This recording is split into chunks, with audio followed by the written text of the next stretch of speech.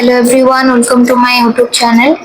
आज आम षष्ठ श्रेणी विज्ञान बही द्वितीय अध्याय प्रथम अध्याय आम कंप्लीट कर देते खाद्यर उत्स विषय भितर सर्ट क्वेश्चन आम डिस्कसन कर देते। आज आम द्वितीय अध्याय खाद्यर श्रेणी विभाग विषय भितर क्वेश्चन गुड़ी डिस्कसन करवा। जो मैंने प्रथम विषय को देखी ना प्लेलिस्ट को जाई देखी नब। प्रथम विषय खाद्यर उत्स। एक नंबर क्वेश्चन खाद्य पदार्थ रे थिबा केतेक रासायनिक पदार्थ को कौन कहा जाए। रासायनिक पदार्थ को कौन कहा जाए? पोषक। खाद्य पदार्थ रे थिबा रासायनिक पदार्थ को पोषक कहा जाए। दुई नंबर क्वेश्चन खाद्य रे थिबा मुख्य पोषक को आधार करी जोटा पोषक को आमर कौन कहा जाए? न्यूट्रिएंट्स। न्यूट्रिएंट बा पोषक ताको आधार करी खाद्य को केते भाग रे विभक्त करा जाए? केते भाग रे? 6 भाग रे। सेगुड़िक हूँ श्वेतसार, पुष्टिसार, स्नेहसार, विटामिन बा जीवसार, खनिज लवण एवं जल। 3 नंबर क्वेश्चन श्वेतसार जातीय खाद्य क्या कहुए? श्वेतसार जातीय खाद्य क्या कहवा आम जो खाद्य गुड़िक आम पाटी को मीठा लगे ताको श्वेतसार जातीय खाद्य कहुए। श्वेतसार जातीय खाद्य किए किए? आलू, चूड़ा, भात, कंदमूल, चीनी, बाजरा, मांडिया ये सब पाटी को मीठा लगे तेणु यह श्वेतसार जातीय खाद्य कहुए। 5 नंबर क्वेश्चन स्नेहसार जातीय खाद्य क्या कहुए? स्नेहसार जातीय खाद्य आमर हाथ को तेलिया लगे जो खाद्य गुड़िक हाथ को तेलिया लगे ताको स्नेहसार जातीय खाद्य कहुए। 6 नंबर क्वेश्चन स्नेहसार जातीय खाद्य किए किए? स्नेहसार जातीय खाद्य आम क्या कहवा? स्नेहसार जातीय खाद्य हूँ चिनाबादाम, नड़िया, सोरिष, माछ मांसर चर्बी अंश, अंडार जोटा केशर, अंडार धला अंश जोटा सेटा आमर पुष्टिसार जातीय खाद्य। अंडार जोटा हलदिया अंश अंडार केशर आम जहाँ कहे सेटा हूँ स्नेहसार कहीं तेलिया जिनस।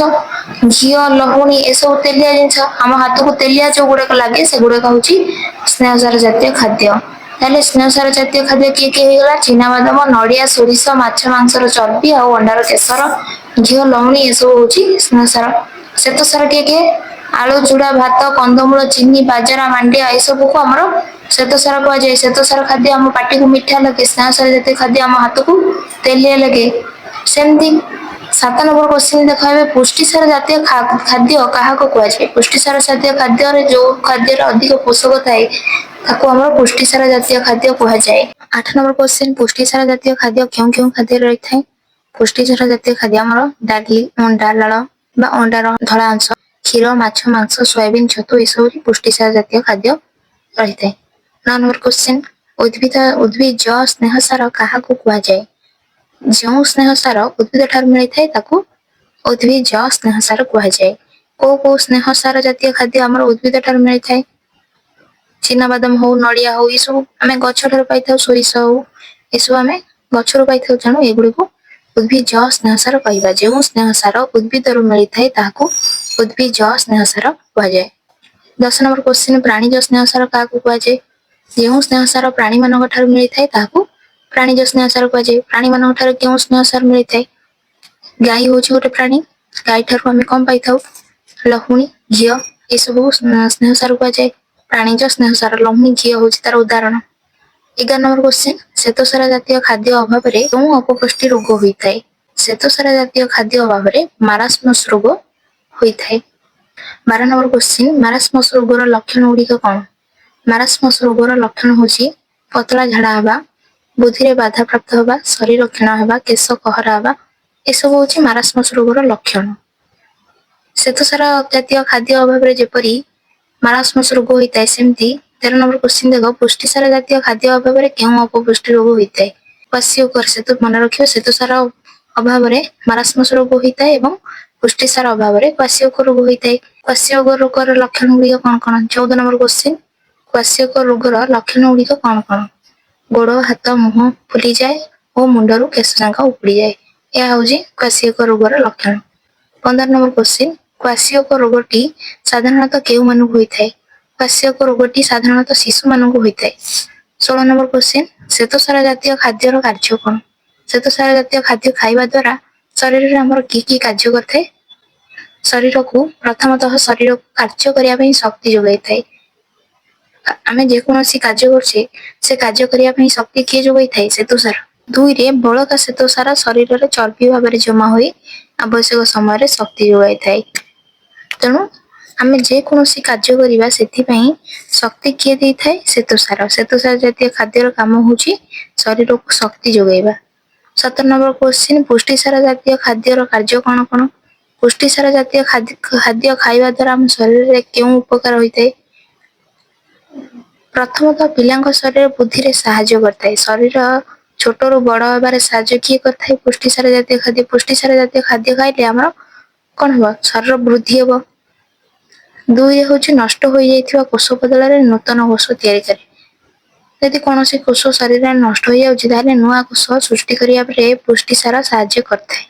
ତେଣୁ ପୁଷ୍ଟିସାର କାର୍ଯ୍ୟ ହେଉଛି ଶରୀର ବୃଦ୍ଧି କରିବା ଏବଂ ନୂତନ କୋଷ ସୃଷ୍ଟି କରିବା। 18 ନମ୍ବର କ୍ୱେଶ୍ଚିନ୍, ସ୍ନେହସାର ଜାତୀୟ ଖାଦ୍ୟର କାର୍ଯ୍ୟ କଣ? ସ୍ନେହସାର ଜାତୀୟ ଖାଦ୍ୟ ଖାଇଲେ ଆମ ଶରୀରରେ କେଉଁ କେଉଁ ଉପକାର ହେଇଥାଏ? ଶରୀରକୁ କେଉଁ ଶକ୍ତି ମିଳିଥାଏ? କାର୍ଯ୍ୟ କରିବା ପାଇଁ ଶକ୍ତି ମିଳିଥାଏ ଆଉ ଚର୍ମ ଚିକ୍କଣ ରହିଥାଏ। ସ୍ନେହସାର ଯେହେତୁ ତେଲିଆ ଜାତୀୟ ଖାଦ୍ୟ, ତେଲ ଜାତୀୟ ଖାଦ୍ୟ ଖାଇବା ଦ୍ୱାରା ଆମର କଣ ହେଇଥାଏ? ଚର୍ମ ଚିକ୍କଣ ରହିଥାଏ। ସ୍ନେହସାର ଜାତୀୟ ଖାଦ୍ୟର କାର୍ଯ୍ୟ ହେଉଛି ଚର୍ମ ଚିକ୍କଣ ରଖିବା ଏବଂ କାର୍ଯ୍ୟ କରିବା ପାଇଁ ଶକ୍ତି ଯୋଗାଇବା। 19 ନମ୍ବର କ୍ୱେଶ୍ଚିନ୍, ଭିଟାମିନ୍ ଏ କେଉଁ କେଉଁ ଖାଦ୍ୟରେ ରହିଥାଏ? Vitamin A. ଭିଟାମିନ୍ ଏ ରହିଥାଏ ପାଚିଲା ଅମୃତଭଣ୍ଡା, ପାଚିଲା ଆମ୍ବ, ଗାଜର, କ୍ଷୀର, ମାଛ ତେଲ ଏସବୁରେ ଭିଟାମିନ୍ ଏ ରହିଥାଏ। 20 ନମ୍ବର କ୍ୱେଶ୍ଚିନ୍, ଭିଟାମିନ୍ ଏ ଅଭାବରେ କେଉଁ ରୋଗ ହୁଏ? ଭିଟାମିନ୍ ଏ ଅଭାବରେ ଅନ୍ଧାରକଣା ରୋଗ ହୋଇଥାଏ। 21 ନମ୍ବର କ୍ୱେଶ୍ଚିନ୍, ଅନ୍ଧାରକଣା ରୋଗର ଲକ୍ଷଣ କଣ? ଅନ୍ଧାରକଣା ରୋଗର ଲକ୍ଷଣ ହେଉଛି ଦୃଷ୍ଟି ଶକ୍ତି ସମ୍ପୂର୍ଣ୍ଣ ଲୋପ ପାଇଯିବା, ଚର୍ମ ଶୁଖିଲା ଦେଖାଯିବା ଏବଂ କାଟୁଆ। ମେନ୍ ପଏଣ୍ଟ ହେଲା ଭିଟାମିନ୍ ଏ ଅଭାବରେ ଅନ୍ଧାରକଣା ରୋଗ ହୋଇଥାଏ। ଆଖିକୁ ଭଲ ଦେଖାଯିବା ପାଇଁ ଆମେ କଣ କଣ ସବୁ ଖାଦ୍ୟ ଖାଇବା? ପାଚିଲା ଅମୃତଭଣ୍ଡା, ପାଚିଲା ଆମ୍ବ, ଗାଜର, କ୍ଷୀର, ମାଛ ତେଲ ଏସବୁ ଖାଇବା। ଏସବୁ ଖାଇବା ଫଳରେ ଭିଟାମିନ୍ ଏ ଆମକୁ ମିଳିବ, ଆମ ଶରୀରକୁ ଫଳରେ ଆମକୁ କ୍ଲିୟର ଦେଖାଯିବ। 22 ନମ୍ବର କ୍ୱେଶ୍ଚିନ୍, ଭିଟାମିନ୍ ବି କେଉଁ କେଉଁ ଖାଦ୍ୟରେ ରହିଥାଏ? ଭିଟାମିନ୍ ବି ଢିଙ୍କି କୁଟା ଚାଉଳ, ଚୋକଡ଼ ମିଶା ଅଟା, ବାସି ତୋରାଣୀ, କାଞ୍ଜି, ଶାଗ, ଛେଳି କଲିଜା, କ୍ଷୀର ଏସବୁଥିରେ ଭିଟାମିନ୍ ବି ରହିଥାଏ। ଭିଟାମିନ୍ ବି ଅଭାବରେ କେଉଁ ରୋଗ ହୁଏ? ବେରିବେରି। ଭିଟାମିନ୍ ଏ ଅଭାବରେ ଅନ୍ଧାରକଣା ରୋଗ ହୋଇଥାଏ। ଭିଟାମିନ୍ ବି ଅଭାବରେ ବେରିବେରି ରୋଗ ହୋଇଥାଏ। ବେରିବେରି ରୋଗର ଲକ୍ଷଣ କଣ? ବେରିବେରି ରୋଗର ଲକ୍ଷଣ କଣ? ଲକ୍ଷଣ ଜାଣିଲେ ଆମେ ଜାଣିବା ଯେ ଆମକୁ ସେଇ ରୋଗ ହେଇଛି। ତେଣୁ ପ୍ରଥମେ ଆମେ ଲକ୍ଷଣ ଜାଣିବା। ବେରିବେରି ରୋଗର ଲକ୍ଷଣ ଗୁଡ଼ିକ କଣ କଣ? ପାଟି କଳ ଘା, ମାନେ ପାଟିରେ ଘା ହବା। ତୁଣ୍ଡ ଘା, ତୁଣ୍ଡ ଘା ମାନେ ଜିଭରେ ଘା ହେଇଯିବା। ଗୋଡ଼ ହାତ ଫୁଲିଯିବା, ଝିମ୍ ଝିମ୍ ଲାଗିବା, ତଳି ପାଦରେ ଛୁଞ୍ଚି ପୋଡ଼ି ହେଲା ପରି ଲାଗିବା, ଏସବୁ ହେଉଛି ବେରିବେରି ରୋଗର ଲକ୍ଷଣ। 25 ନମ୍ବର କ୍ୱେଶ୍ଚିନ୍, ଭିଟାମିନ୍ ସି କେଉଁ କେଉଁ ଖାଦ୍ୟରେ ରହିଥାଏ? ଭିଟାମିନ୍ ସି କମଳା ଲେମ୍ବୁ, ପିଜୁଳି, ଟମାଟୋ, ଅଁଳା, କଞ୍ଚାଲଙ୍କା, ତଟକା ପନିପରିବା ଏସବୁଥିରେ ଭିଟାମିନ୍ ସି ରହିଥାଏ। ଯେତିକ ଖଟା ଜାତୀୟ ଜିନିଷ ଯାହା ଆମ ପାଟିକୁ ଖଟା ଲାଗେ ସେଗୁଡ଼ିକ ଭିଟାମିନ୍ ସି ଜାତୀୟ ଖାଦ୍ୟ। କମଳା ଲେମ୍ବୁ, ପିଜୁଳି, ଟମାଟୋ, ଅଁଳା, କଞ୍ଚାଲଙ୍କା ଆଉ ଫ୍ରେଶ୍ ପନିପରିବା ଏସବୁରେ ଆମର ଭିଟାମିନ୍ ସି ରହିଛି। ଭିଟାମିନ୍ ସି ଅଭାବରେ କେଉଁ ରୋଗ ହୋଇଥାଏ? 26 ନମ୍ବର କ୍ୱେଶ୍ଚିନ୍, ଭିଟାମିନ୍ ସି ଅଭାବରେ ସ୍କର୍ଭି ରୋଗ ହୋଇଥାଏ। 27 ନମ୍ବର କ୍ୱେଶ୍ଚିନ୍, ସ୍କର୍ଭି ରୋଗର ଲକ୍ଷଣ ଗୁଡ଼ିକ କଣ କଣ? ସ୍କର୍ଭି ରୋଗର ଲକ୍ଷଣ ଗୁଡ଼ିକ ହେଉଛି ଦାନ୍ତ ମାଡ଼ିରୁ ରକ୍ତ ପଡ଼ିବା, ଘା ଶୀଘ୍ର ଶୁଖିବା ନାହିଁ। ଯଦି କୌଣସି ଜାଗାରେ ଖଣ୍ଡିଆ ହେଇଯାଉଛି ତେଣୁ ସେଇ ଜାଗାରେ ଘା ଶୀଘ୍ର ଶୁଖିବନି। ଏ କେଉଁ ରୋଗର ଲକ୍ଷଣ? ସ୍କର୍ଭି ରୋଗ। ସ୍କର୍ଭି ରୋଗର ଲକ୍ଷଣ ହେଉଛି ଦାନ୍ତ ମାଡ଼ିରୁ ରକ୍ତ ପଡ଼ିବା ଏବଂ ଘା ଶୀଘ୍ର ଶୁଖିବା ନାହିଁ। 28 ନମ୍ବର କ୍ୱେଶ୍ଚିନ୍, ଭିଟାମିନ୍ ଡି କେଉଁ କେଉଁ ଖାଦ୍ୟରେ ରହିଥାଏ? ଭିଟାମିନ୍ ଡି ଛୋଟ ମାଛ, ଛେଳି କଲିଜା, କଡ୍ ଲିଭର ମାଛର ତେଲ, ସୂର୍ଯ୍ୟକିରଣ, କ୍ଷୀର ଏଇସବୁଥିରେ ଭିଟାମିନ୍ ଡି ରହିଥାଏ। ସୂର୍ଯ୍ୟକିରଣରେ ଡାଇରେକ୍ଟ ଭିଟାମିନ୍ ଡି ମିଳେ ନାହିଁ। ସୂର୍ଯ୍ୟକିରଣଟା ଆମ ଚର୍ମ ଉପରେ ପଡ଼ିବା ପରେ ଆମ ଶରୀର ଭିତରେ ଭିଟାମିନ୍ ଡି ତିଆରି ହୋଇଥାଏ। ତେଣୁ ଡାଇରେକ୍ଟ ଆମେ ସୂର୍ଯ୍ୟକିରଣରୁ ଭିଟାମିନ୍ ଡି ପାଇପାରିବା ନାହିଁ। ଭିଟାମିନ୍ ଡି କେଉଁ କେଉଁ ଖାଦ୍ୟରେ ରହିଥାଏ? ଛୋଟ ମାଛ, ଛେଳି କଲିଜା, କଡ୍ ଲିଭର ମାଛ, କଡ୍ ମାଛର ତେଲ, କ୍ଷୀର ଏସବୁ ସୂର୍ଯ୍ୟକିରଣ ଏସବୁରେ ଭିଟାମିନ୍ ଡି ରହିଥାଏ। 29 ନମ୍ବର କ୍ୱେଶ୍ଚିନ୍, ଭିଟାମିନ୍ ଡି ଅଭାବରେ କେଉଁ ରୋଗ ହୋଇଥାଏ? ଭିଟାମିନ୍ ଡି ଅଭାବରେ ରିକେଟସ୍ ବା ଅଷ୍ଟିଓମାଲେସିଆ এই ଦୁଇଟି ରୋଗ ଭିଟାମିନ୍ ଡି ଅଭାବରେ ହୋଇଥାଏ। ରିକେଟସ୍, ଅଷ୍ଟିଓମାଲେସିଆ। 30 ନମ୍ବର କ୍ୱେଶ୍ଚିନ୍, ରିକେଟସ୍ ଅଷ୍ଟିଓମାଲେସିଆ ରୋଗର ଲକ୍ଷଣ ଗୁଡ଼ିକ କଣ କଣ? ହାତ ଗୋଡ଼ ସରୁ ହେଇଯିବା ଏବଂ ଅସ୍ଥି ଟାଣ ହୁଏ ନାହିଁ, ହାଡ଼ ଆମର ଷ୍ଟ୍ରଙ୍ଗ ହବନି। रिकेटस और ऑस्टियोमालासिया रोगर लक्षण होची हाड़ स्ट्रांग होने अस्थि टाण हुए ना आउ हाथ गोड़ सरू हो जाए। 31 नंबर क्वेश्चन विटामिन डी पाई शिशु को केउठारे सुआई दिया जाए सकाळर सूर्य किरण सकाळर सूर्य किरण पाई शिशु मान खरारे सुआई दिया जाए।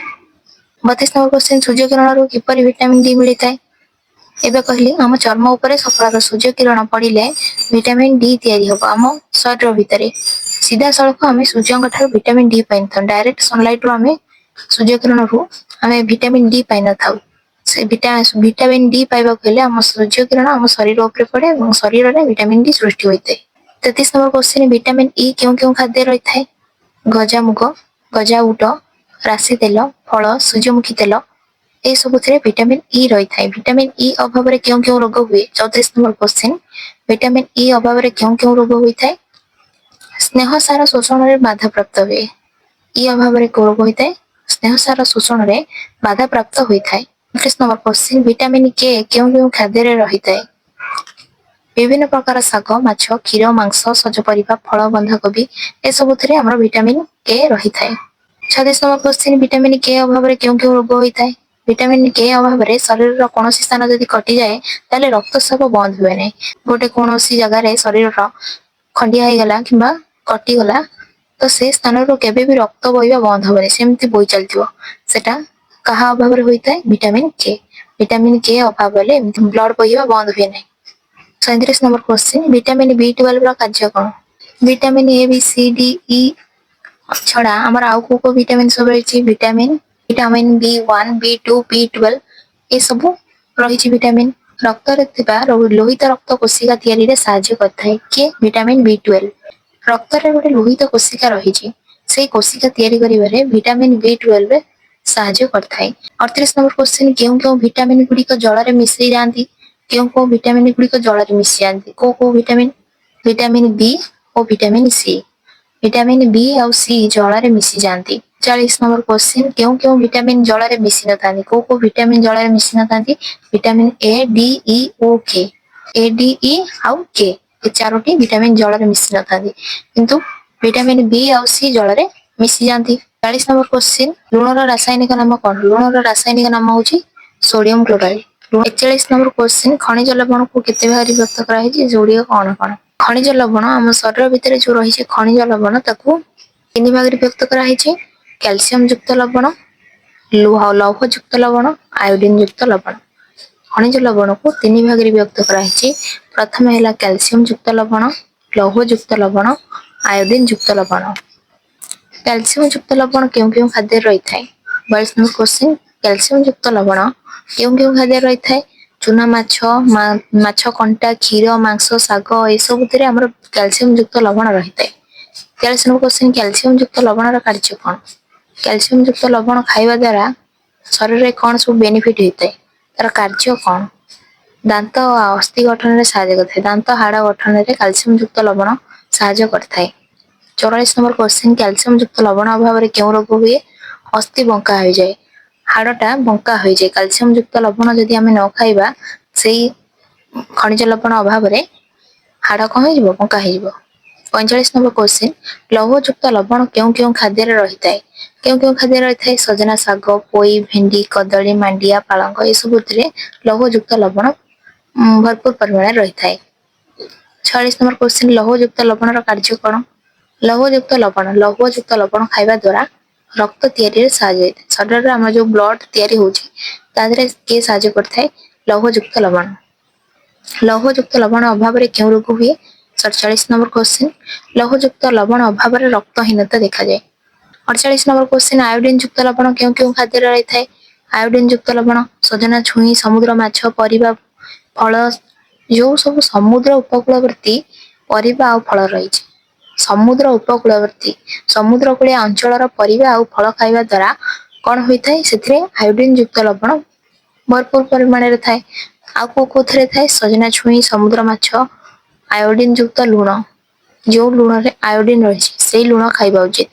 50 नंबर क्वेश्चन आयोडीन युक्त लवण कार्य कौन आयोडीन युक्त लवण कार्य कौन ना थायराइड ग्रंथि को कार्यक्षम कराए कार्यक्षम कराइबा माने ताकू कार्य कराइबा को न दबा थायराइड ग्रंथि 50 नंबर क्वेश्चन आयोडीन युक्त लवण अभाव क्यों रोग होता है। आयोडीन युक्त लवण जदि आम शरीर में अभाव देखा आम जदि आयोडीन युक्त लवण थिबा खाद्य को न खाइबा ताले को रोग हबो गलगंड रोग हबो।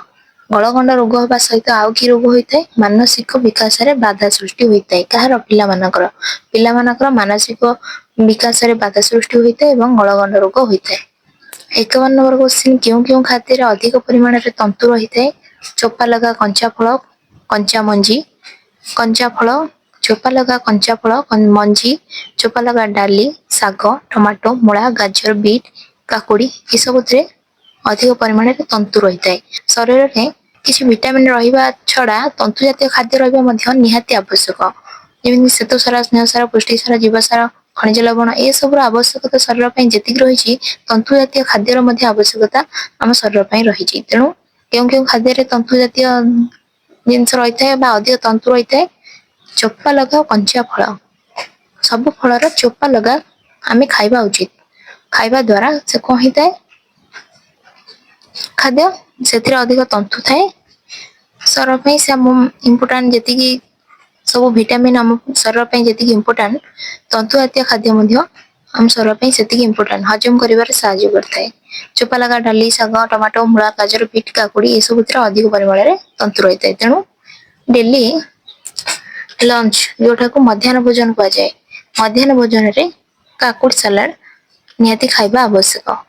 54 नंबर क्वेश्चन 52 नंबर क्वेश्चन निरामिष भोजन करुवा व्यक्ति दैनिक कौन खाइबा उचित। जो मैंने आइंष टोटाली खाऊना निरामिष भोजन करें दैनिक माने दिन को चिना बादाम काजू पेस्ता बादाम ये सब खाइबा उचित। ता द्वारा जो विटामिन टा माछ मांस खाउଥିବା लोक जो विटामिन टा आको खाइबा द्वारा मिलिथिबो निरामिष जो माने भोजन करछन मिल परिबो। सेति निरामिष भोजन करुवा व्यक्ति दैनिक चिना बादाम काजू पेस्ता बादाम खाइबा उचित। 53 नंबर क्वेश्चन खाद्य खाइबा सहित पानी दिन को केते पीवा दरकार। हम तो खाली खाद्य खाइले हबनी सेति हमको पानी पीवा पड़िबो। केते पानी पीवा दरकार 8 रु 10 ग्लास पानी पीवा निहाती आवश्यक। तो ये थिला द्वितीय अध्याय खाद्यर श्रेणी विभाग शॉर्ट क्वेश्चन। नेक्स्ट क्लास रे हमें तृतीय अध्याय शॉर्ट क्वेश्चन डिस्कशन करिबा। वीडियो भल लगे लाइक शेयर एंड सब्सक्राइब करो। धन्यवाद।